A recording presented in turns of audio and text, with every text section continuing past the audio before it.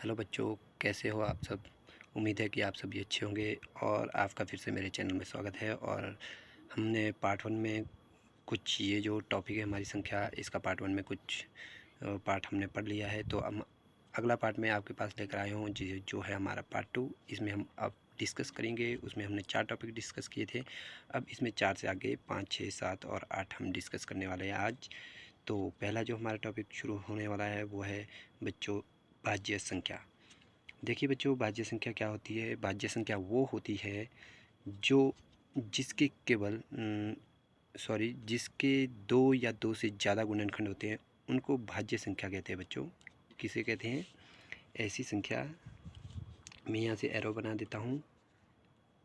ऐसी संख्या जिसके दो से अधिक गुणनखंड होते हैं बच्चों, उन्हें कहते हैं बच्चों भाज्य संख्या। जैसे आपको मैंने अभाज्य संख्या पढ़ाई थी, उसमें थे सिर्फ 2 ही गुणनखंड, उसके अलावा और कोई उसमें गुणनखंड आ जाता है तो वो भाज्य संख्या कहलाती है बच्चों। देखिए, जैसे आपको मैंने लिया था 3, ये एक हमारी भाज्य संख्या थी, अभाज्य संख्या थी बच्चों। जैसे ये आपकी 1 से डिवाइड होती है और ये 3 से डिवाइड होती है। इसी प्रकार हमने अब 9 को लिया था, तो 9 देखिए बच्चों, ये हमारी 1 से डिवाइड होती है और ये 3 से भी डिवाइड होती है। इसके अलावा बच्चों ये 9 से भी डिवाइड होती है। इसलिए इसमें देखिए बच्चों, इसमें 2 ही गुणनखंड है, इसके अलावा और कोई गुणनखंड नहीं है। कहने का मतलब ये है कि भाई ये जो 3 है, ये एक तो हमारा 1 से डिवाइड होगा यानी कि 1 से भाग हो जाएगा, और 3 से भी भाग हो जाएगा यानी कि पूरी तरह। और वैसे ही 9 में देखिए बच्चों, 1 से तो हो जाता है और 9 से भी हो जाता है। इसके अलावा 3 से ये भाग होता है यानी कि 2 से ज़्यादा इसके 3 गुणनखंड होंगे, तभी हम ऐसी संख्याओं को क्या कहते हैं बच्चों? भाज्य संख्याएं। अब आपके समक्ष कभी भी ऐसी कोई संख्या आती है, अगर उसके गुणनखंड आप देखते हैं कि उसके गुणनखंड 2 से ज़्यादा है, तो आप क्या कहेंगे? आप उसको पहचान पाएंगे कि वो आपकी भाज्य संख्या होगी। ठीक है बच्चों, तो अगले टॉपिक में हम चलते हैं बच्चों। अगला है हमारा सहभाज्य संख्या। सहभाज्य संख्या देखिए बच्चों, क्या होती है सहभाज्य संख्या? सहभाज्य संख्या, हम अभी तक तो हम किसी भी संख्या को अकेला ही पढ़ रहे थे। जैसे 9 है तो 9 अकेला है, इसको बोलेंगे हम अभाज्य संख्या, और इसको बोलेंगे भाज्य संख्या। तो अब हम आगे बढ़ते हैं बच्चों, ये है हमारा सहभाज्य संख्या। सहभाज्य में क्या होता है कि 2 संख्याएं होती है, हमेशा पेयर में होती है 2 संख्याएं, या फिर 2 से ज़्यादा भी हो सकती है, 3 भी हो सकती है, 4 भी हो सकती है। पर उन सभी को हम अभाज्य संख्या कह सकते हैं या नहीं कह सकते, ये किस बात पे निर्भर करता है बच्चों, वो मैं अभी आपको बताने वाला हूँ। तो देखिए कैसे। जैसे 3 है बच्चों, इनका ही पेयर ले लेते हैं हम। ये 3 है बच्चों और है ये 9। क्या ये अभाज्य संख्या है या नहीं, हम इसके बारे में देखेंगे। पहले इसकी थोड़ी सी परिभाषा पे जाते हैं। ऐसी संख्या होती है, ऐसी संख्या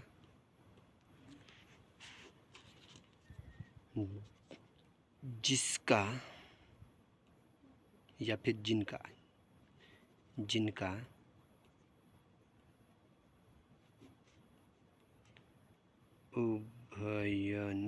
उभयनिष्ठ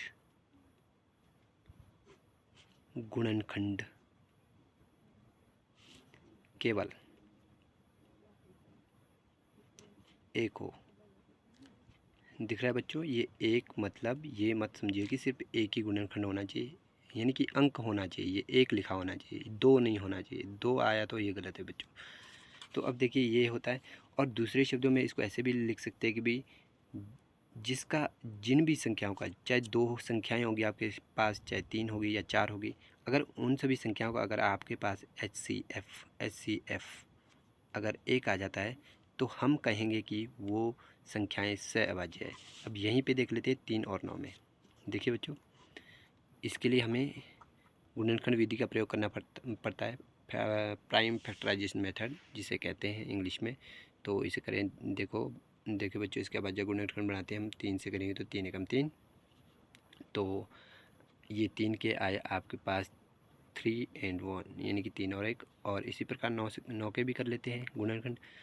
तो ये आपका सबसे पहला 3 से जाएगा, ये 3 3 9 हो जाएगा, 3 से होगा 3 एकम 3 हो जाएगा। तो इसके देखिए बच्चों, 9 के क्या हो रहा है आपका 3 गुणा 3 गुणा 1। अब देखिए बच्चों, इसमें कॉमन क्या चीज़ है, आपने कॉमन देखनी है, जिसको उभयनिष्ठ हिंदी में कहा जाता है। देखिए 3 यहाँ पे भी है, यहाँ पे भी है। आप लिखेंगे क्या क्या है इसका, HCF क्या होता है बच्चों इसका। देखिए एक तो 3 आया, साथ में इसमें और क्या कॉमन है, 1 भी इसमें कॉमन है, तो आप यहाँ पे लिखेंगे तो इसका HCF आया 3।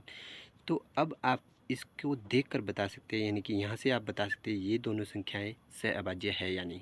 तो बच्चों ये दो संख्याएँ जो आपके पास है, ये जो जोड़ा है संख्याओं का, ये सहअभाज्य नहीं है, क्योंकि आना चाहिए था 1, आया 3, तो इसलिए ये सहअभाज्य संख्या नहीं है। इसी प्रकार हम देखते हैं, जैसे आप देख लीजिए 5 और आप 7 ले सकते हैं, इनको देख लीजिए, या फिर इसके अलावा भी ले सकते हैं। चलो 5 के देख लेते हैं। 5 के जो भी होते हैं गुणनखंड, तो देख लेते हैं। 5 गुना 1 होता है और 7 का हमारे पास 7 गुना 1 होता है।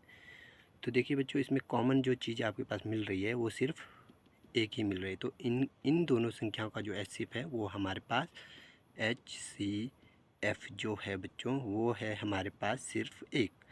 तो हम कह सकते हैं कि 5 और 7 सहअभाज्य संख्या है। कई बार जो छोटे बच्चे भी हैं, जो छोटी क्लासों में पढ़ रहे हैं, जैसे 6, 7, 8, 9, 10, उनको, या फिर 5वीं में भी हो सकता है, तो अगर उनसे कई बार ये क्वेश्चन किया जाता है, आपके पास संख्याएं 2, 3 लिखी हो, मैंने तो 2 ही ली है, कई बार 2 या फिर 3, 4 भी लिखी हो सकती है, तो पूछा जाएगा कि क्या ये सहअभाज्य संख्या है, तो आप इस तरह से पता लगा सकते हैं। तो ये थी बच्चों हमारी जो सहअभाज्य संख्याएँ। अब चलते बच्चों आगे, अगला जो हमारा टॉपिक स्टार्ट होने वाला है वो है बच्चों हमारा पूर्ण संख्या। अब पूर्ण संख्या को समझिए बच्चों, ये ज़्यादा मुश्किल चीज़ नहीं है, ये बहुत ही आसान चीज़ है। अब इसे कैसे समझेंगे, तो यहाँ पे देखिए, जो इसे तो सब जानते ही है, मैंने पार्ट 1 में भी इसे एक्सप्लेन किया है थोड़ा बहुत, तो अभी और देख लेते हैं। तो देखिए बच्चों, यहाँ से 1 से जो हमारी शुरू हो रही थी संख्या और अनंत तक जा रही थी, ये चल रही है कंटिन्यूली, तो ये है हमारी प्राकृतिक संख्या। अगर इन प्राकृतिक संख्याओं में इस ज़ीरो को, ये जो शून्य है बच्चों यहाँ पे देखिए, अगर इस ज़ीरो को भी डाल दें तो इसे कहते हैं हम, क्या कहते हैं इसे, पूर्ण संख्या बच्चों। क्या कहते हैं, पूर्ण संख्या। यहाँ देखिए बच्चों, इसे पूर्ण संख्या कहा जाता है। यदि प्राकृतिक संख्या में ज़ीरो को भी शामिल कर दिया जाए तो इसे कहा जाएगा पूर्ण संख्या। तो दूसरे शब्दों में ऐसे भी कहा जाता है, जो संख्याएँ ज़ीरो से स्टार्ट होकर अनंत तक जाती है बच्चों, अनंत, ये अनंत को लिखा जाता है इस तरह से, इंग्लिश में इनफाइनाइट बोलते हैं। ज़ीरो से स्टार्ट होगी और अनंत तक जाएगी वो, इसे कहते हैं बच्चों क्या, पूर्ण संख्या। दो तरह से मैंने बताया, यदि प्राकृतिक संख्या में ज़ीरो को शामिल कर दिया जाए तो भी पूर्ण संख्या ऐसा बोलते हैं, अगर ज़ीरो से शुरू किया जाए और अनंत तक जाए तो इसे भी पूर्ण संख्या है। इसकी 2 परिभाषाएं मैंने बताई है, 2 तरह से आप समझ सकते हैं। तो ये बहुत ही आसान है, इसमें कोई ज़्यादा दिक्कत वाली बात नहीं है। आप चाहे तो किसी भी चीज़ को याद रख सकते हैं इन 2 में से, दो तरह की परिभाषा में से। तो आगे चलते हैं बच्चों, आगे चलते हैं हम इसमें पूर्णांक में। तो देखिए बच्चों, पूर्णांक क्या होता है। यदि बच्चों हमारी जो ये नंबर लाइन है, ये है बच्चों नंबर लाइन, यानी कि संख्या रेखा। इसमें आपको जितनी भी संख्याएँ दिख रही है, मतलब आपको यहाँ से दिख रहा है 0 से इधर को, यानी कि बाएं पक्ष की तरफ, यानी कि लेफ्ट हैंड साइड की तरफ आपकी जो है सारे नेगेटिव नंबर है, यानी कि ऋणात्मक संख्याएँ हैं, और राइट हैंड साइड को आपकी जो है धनात्मक संख्याएँ हैं, यानी कि जिसको पॉजिटिव नंबर इन इंग्लिश में बोला जाता है। तो देखिए बच्चों, अगर इन ऋणात्मक और धनात्मक, यानी कि नेगेटिव एंड पॉजिटिव नंबर को अगर इकट्ठे करें, यानी कि एक ही घर में रख दें, साथ में उसमें ज़ीरो भी डाल दें, तो उन्हें ही कहा जाता है बच्चों पूर्णांक। क्या कहा जाता है बच्चों, पूर्णांक। अब पूर्णांक भी कई प्रकार के होते हैं, जैसे आप देखें कैसे पूर्णांक होते हैं, दो कई प्रकार, क्या बोलेंगे, 2 प्रकार के बोलेंगे। देखिए बच्चों, 2 प्रकार के पूर्णांक होते हैं। पूर्णांक, आपके जो पूर्णांक है बच्चों, पूर्णांक है वो आपके 2 प्रकार के होते हैं। कैसे होते हैं बच्चों, एक तो आप इस तरह से देखेंगे, एक इस तरह से, ठीक है बच्चों। तो आपके एक होंगे धनात्मक पूर्णांक और होंगे ऋणात्मक पूर्णांक, ठीक है बच्चों। आप इस लाइन से इसको याद रख सकते हैं, ये जितने भी इस लाइन पे लिखेंगे, जितने भी अंक आएंगे वो सारे ही पूर्णांक होते हैं। तो इसमें देख के आप बता सकते हैं, 0 से इधर वाले ऋणात्मक पूर्णांक और उधर वाले धनात्मक पूर्णांक, यानी कि ये नेगेटिव पूर्णांक हो गए, ये पॉजिटिव पूर्णांक होंगे। और जो ये 0 है बच्चों, इस पर भी विशेष ध्यान रखें, ये ना ही नेगेटिव होता है ना ही पॉजिटिव होता है, ये हमेशा उदासीन होता है, न्यूट्रल होता है बच्चों, न्यूट्रल, इंग्लिश में हम बोलते हैं न्यूट्रल बच्चों। तो ये थी पूर्णांक के बारे में आपके लिए जानकारी। अगर आपको कभी ऐसा कोई क्वेश्चन करता है या आप कभी एग्ज़ाम दे रहे हैं, आपको बोलता है कि आप कोई ऋणात्मक पूर्णांक लिखिए, तो बच्चों आप वहाँ पे सोचते हैं कि हम क्या लिखें, जिनको इसके बारे में पता नहीं, तो वहाँ पे आपको कुछ नहीं करना है। आपको गिनती आती है, गिनती आप लिख लीजिए। जैसे आपको बोलेंगे 1 से लेकर 6 तक ऋणात्मक पूर्णांक लिखिए, तो आप सोचेंगे ऋणात्मक कैसे होता है, या फिर नेगेटिव इंटीजर बोल दिया जाएगा। इनको इंटीजर भी बोलते हैं बच्चों, इन पूर्णांक को।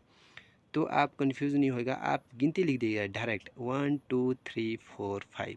अब इनके साथ में नेगेटिव लगा दीजिएगा, तो आपकी ये जो है ऋणात्मक पूर्णांक हो गया। अगर आपको सिर्फ इतना बोला जाता है कि आप पूर्णांक लिखो, तो आप पूर्णांक लिख सकते हैं, कोई भी नंबर लिखो, कोई भी लिख सकते हैं। जैसे 35 लिखा, 32 लिखा, या फिर -32 भी लिख सकते हैं। जब आपको ना ही धनात्मक ना ही ऋणात्मक बोला हो, आपको सिर्फ पूर्णांक लिखने को बोला हो, तो आप लिख सकते हैं।